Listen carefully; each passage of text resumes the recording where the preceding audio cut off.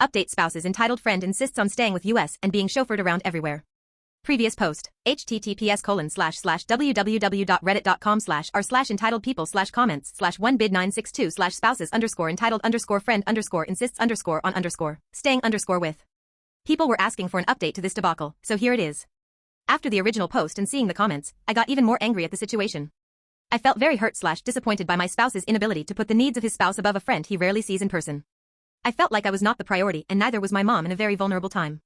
I simply could not tolerate the situation anymore. Everyone's responses shook some sense into me and made me determined to not be a doormat any longer.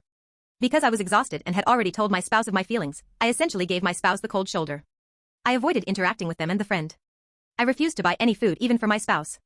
I looked after my mom, spent lots of time with her, and made plans. When we finally talked later that day, I told spouse that I was getting a hotel room 5 minutes from the hospital and would be staying there until I felt comfortable in my own home. If that was several days, so be it.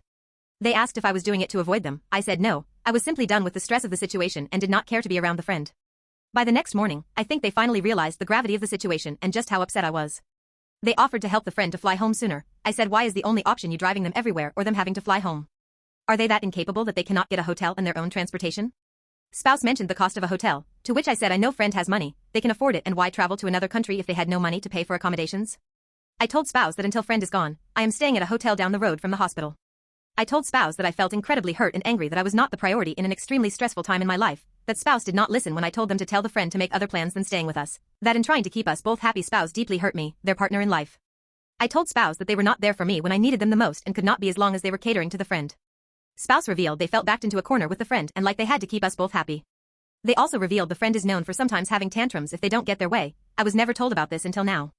Spouse said they'd talked to the friend about leaving, but still proceeded to drive them all day yesterday out of obligation.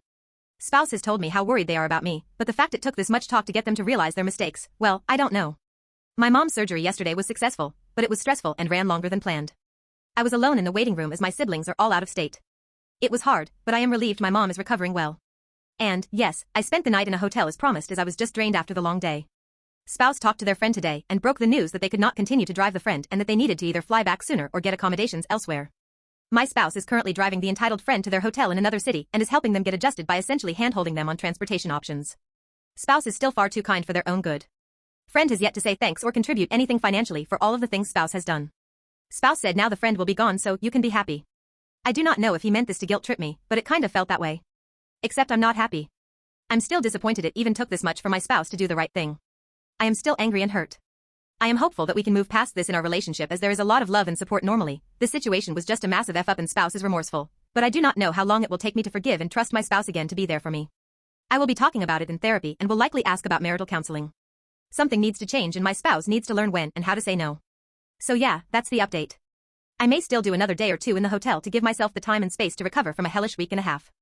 This whole experience has taught me to stick up for myself and not allow others to walk all over me. Thank you, fellow Redditors, for giving me the strength to put my needs above people pleasing.